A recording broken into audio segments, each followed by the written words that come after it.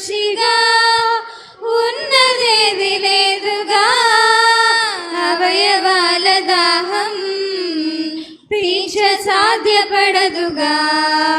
శరీరాశ పుట్టగా లొంగిపోకు సులువుగా, పాపమంటే పామే కాటు వేస్తుందిగా. దేహమందు మంచిగా ఉన్నదేది లేదుగా, అవయవాల దాహం తీర్చ సాధ్యపడదుగా. శరీరాన్ని పాపం ఏలితే నరకంలో ఆత్మకు బాధ, నీతి సాధనాలుగా దేవునికి అప్పగిస్తేనే కదా మర్యాద. కాలం మెరిగి నిదురమేలుకో, భారం కలిగి బ్రతుకు దిద్దుకో. కాలము నెరిగి నిదురమేలుకో, భారం కలిగి బ్రతుకు దిద్దుకో. దీపముండగా నీళ్ళు చక్కబెట్టుకో, దేహముండగాని దేవుని మనసు తెలుసుకో. ఇదే కదా అనుకూల సమయం సోదరా, మరో దినం నీకుందో లేదో ఎరుగరా. కాలం మెరిగి నిదురమేలుకో, భారం కలిగి బ్రతుకు దిద్దుకో. కాలము నెరిగి నిదురమేలుకో, భారము కలిగి.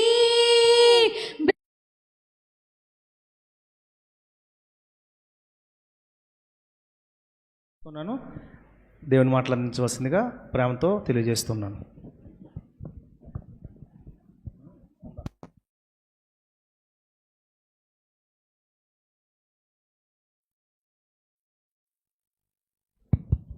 ఘనమైన దేవుని నామమునకు మహిమ ఘనత ప్రభావములు యుగయుగములు కలుగునుగాక.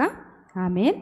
ఇంత వర్షంలో కూడా దూర ప్రాంతాల నుంచి అలాగే చుట్టుపక్కల ప్రాంతాల నుంచి చేరి వచ్చిన కుటుంబ సభ్యులు, ఆత్మీయులు, సహోదరులు తడిచి కూడా ఇక్కడికి వచ్చారు.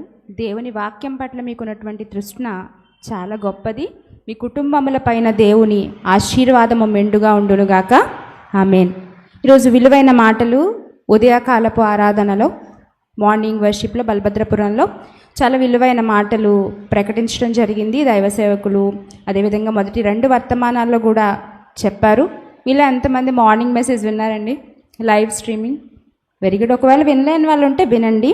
సెమినార్ గురించి చాలా విషయాలు అండ్ అప్డేట్స్, మనం ఏ ఏ పనుల్లో చురుగ్గా పనిచేయాలో, ఏ ఏ పనుల్లో హాల్ట్ ఉందో అన్నీ కూడా చక్కగా మాట్లాడారు. మనం ఇంకా ఎంత చక్కగా సత్క్రియలు చేయాలో వివరించారు.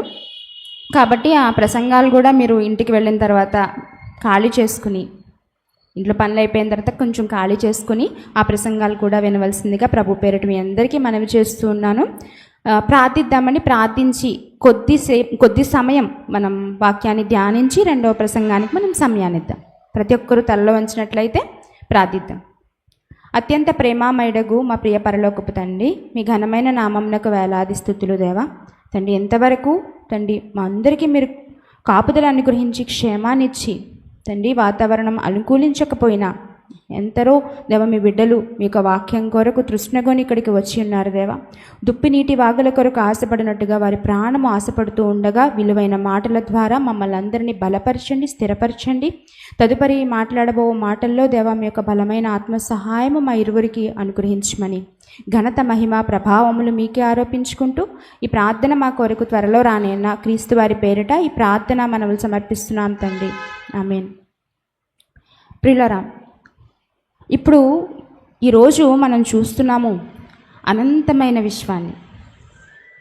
మనం ఈ భూమి మీద ఎన్నో చూస్తున్నాము, అంతరిక్షంలో ఎన్నెన్నో గ్రహాలు చూస్తున్నాము, నక్షత్రాలు చూస్తున్నాము, నక్షత్ర మండలాలు చూస్తున్నాము.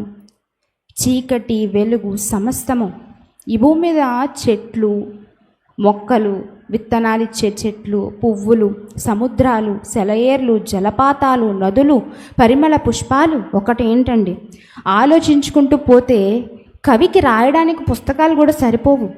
అంత విస్తృతమైన ప్రకృతి మనం కళ్ళతో చూస్తున్నాం. ఇంకా కనిపించిన డార్క్ మ్యాటర్ ఎంతో ఉంది. సో ఇదంతా దేవుడు ప్రారంభంలోనే దీంతోనే ప్రారంభించారా అని అంటే అసలు దేవుడు స్టార్ట్ చేద్దాం అనుకునేటప్పటికీ ఇవన్నీ వచ్చేసాయనంటే కాదండి. ఆది కాండంలో ఒక అద్భుతమైన ఇంట్రడక్షన్ ఇచ్చారు. అసలు ఈ ప్రకృతి, ఈ సృష్టి స్టార్టింగ్లో ఎలా ఉండేదంటే కనీసం మీరు చూద్దామంటే నక్షత్రాలు లేవు, సూర్యుడు లేడు, చంద్రుడు లేడు, మేఘాలు లేవు, గాలి లేదు, ఏం లేదు. ఈ ప్రకృతిలో ఏం లేదు. కానీ దేనితో స్టార్ట్ చేశాడంటే ఏమీ లేని దాంతో స్టార్ట్ చేశాడండి. ఒకసారి చూద్దాం. ఆదికాండం ప్రారంభాధ్యాయము ప్రారంభవచనం. ఆది యందు దేవుడు భూమి ఆకాశములను సృజించెను. భూమి అప్పుడు ఎలా ఉందంట? ఈరోజు మనం నివసిస్తున్నామే, ఆకర్షణ శక్తి కలిగి హై గ్రావిటేషన్ కలిగినటువంటి ఈ భూమి ఒకప్పుడు ఎలా ఉందట? నిరాకారముగా ఉందట, శూన్యముగా ఉండెను. చీకటి అగాధ జలముల పైన కమ్మి ఉండెను. దేవుని ఆత్మ జలముల పైన అల్లాడుచుండెను. దేవుడు వెలుగు కమ్మని పలుకగా వెలుగు కలిగెను అనే మాట మనకి ఇక్కడ కనిపిస్తుంది. ఎలా ఉందట? నిరాకారం, శూన్యం, చీకటి, జలాలు, ఇవి తప్ప ఏం లేవండి. వెలుగు అక్కడ ఏమైనా కనిపిస్తుందా? కానీ దేవుడు ఒక కొత్త దాన్ని ఇంట్రడ్యూస్ చేశాడు ఈ ప్రకృతిలో, అదే వెలుగు. అర్థమవుతుందా? ఆ తర్వాతే ఈ సృష్టి అనేది నెమ్మదిగా ఇంతగా ఎలాబొరేట్ అయింది. నక్షత్రాలు, తర్వాత సూర్యుడు, చంద్రుడు, ఇంకా ఎన్నెన్నో మనం చూస్తూ మానవుడిని కూడా దేవుడు ఏర్పాటు చేశాడు, నిర్మించాడు. సో ఈ వెలుగు ఎక్కడి నుంచి వచ్చింది అని ప్రశ్న మనం ఆలోచిస్తే యోహాను సువార్త ఒక్కసారి ఓపెన్ చేద్దాం. విలువైన వర్తమానాన్ని ఈరోజు మనం అందరం వినబోతున్నాము. చక్కగా వివరిస్తాను. యోహాను సువార్త ప్రారంభాధ్యాయము ప్రారంభవచనం ఒక్కసారి చదువుదామండి. ఆది యందు వాక్యం ఉండెను, వాక్యము దేవుని యొద్ద ఉండెను, వాక్యము దేవుడై ఉండెను. ఆయన ఆది యందు దేవుని యొద్ద ఉండెను. సమస్తము ఆయన మూలముగా కలిగెను. కలిగినదేదియో ఆయన లేకుండా కలుగలేదు. ఆయనలో జీవముండెను, ఆ జీవం మనుష్యులకు వెలుగై ఉండెను. ఇక్కడ నుండి మీరు చదువుకుంటూ వెళ్ళిపోతే ఒక ఫైనల్గా ఒక్క ఆన్సర్ మనకు వస్తుందండి. అదేంటంటే దేవుడే వెలుగు. అర్థమైందా? మనం చూస్తున్న వెలుగు ఏంటట? దేవుడు. వాక్యము వెలుగై ఉండెను. ఆ వెలుగు మనకి ఏం చేస్తుందండి? మార్గాన్ని చూపిస్తుందండి. ఒక చుక్కాని మాదిరి మార్గాన్ని చూపిస్తుంది. ఎక్కడికి? పరలోకానికి, పరదేశికి ఒక మార్గాన్ని చూపించే ఒక దిక్సూచి వాక్యం, అదే వెలుగు. అర్థమవుతుందా? ఇలాంటి వెలుగును మనం అనుసరించి నడవటం వల్ల మనం వెలుగుగా మారతాం. మీకు ఒక విషయం చెప్తాను. పూర్వకాలంలో సముద్రాల్లో వేటకు వెళ్ళే వాళ్ళు ఉండేవారు కదా. సో వాళ్ళకి ఎక్కడికి వెళ్ళాలి అనేది సాయంకాలం అయ్యే వరకు వాళ్ళకి ఒక ఐడియా ఉంటుంది. సో ఇది కదా గమ్యం, ఇంత దూరం కదా మనం సెయిల్ చేసుకుని రావాలి, ఇంత దూరం కదా మనం రావాలి, ఇక్కడ గమ్యం ఉంది కదా, ఇక్కడికి చేరుకోవాలి కదా అనే ఒక ఐడియా ఉండేది. బట్ ఆఫ్టర్ ఈవినింగ్ అయిన తర్వాత ఏ ఊరు ఎక్కడుందో, ఏ ప్రాంతం ఎక్కడుందో, ఏ విలేజ్ ఎక్కడుందో, టౌన్ ఎక్కడుందో ఏం తెలిసేది కాదండి. కారణం ఏంటంటే అప్పటికి ఎలక్ట్రిసిటీ లేదు. కానీ ఈ రోజుల్లో మనం చూస్తే ఒక లైట్ హౌస్ ఆధారం చేసుకుని, ఒక వెలుగును ఆధారం చేసుకుని నావికుడు ఏం చేస్తున్నాడు? అది ఎంత పెద్ద టైటానిక్ షిప్ లాంటి షిప్స్ అయినా కానివ్వండి, ఎంత పెద్ద పడవలైనా కానివ్వండి, అవన్నీ ఆ దిక్సూచిని చూసి లేదా ఆ వెలుగును చూసి సెయిల్ చేసుకుంటూ వస్తున్నాయి. రోడ్డు మీద ప్రయాణించాలంటే ఒకప్పుడు కరెంట్ లేదు. ఆ రోడ్ల మీద రావాలంటే సాయంకాలం దాటిందంటే దీపాలు కూడా లేకపోతే అది ఊరో తెలీదు, లేకపోతే కాలువో తెలీదు, చెరువో తెలీదు, ఎటుపక్కకి వెళ్తే ఏమొస్తుందో కూడా కనబడేది కాదు. ఇక్కడ బామ్మగారు ఉన్నారు, బొర్రూపుతున్నారు అంటే పూర్వకాలం అలా ఉండేది, ఆమె అనుభవం. సో మనకు తెలీదు. అలాంటి రోజులు కూడా దాటుకుని వచ్చిన పెద్దలు ఇక్కడ ఉన్నారు. సో ఒక సైంటిస్ట్ మేరీ క్యూరీ అనే ఆవిడ టన్నుల కొద్దీ యురేనియంని సేకరించినప్పుడు అందులో మెరిసే ఒక పదార్థాన్ని చూసిందండి. ఆ పదార్థం పేరే రేడియం. ఆ రేడియం స్టిక్కర్లు ఎప్పుడైతే రోడ్ మీద వేసుకుంటూ వెళ్ళిపోయారో, ఈరోజు కార్ లైట్ ఫోకస్ కాగానే రోడ్ ఎక్కడుందో మనకి ఈజీగా కనిపిస్తుంది. ఏ ఊరు వెళ్ళాలో ఆ బోర్డు మీద లైట్ పడగానే వెంటనే పలానా ఊరు తీసుకెళ్తుందనో ఒక ఐడియా వస్తుంది.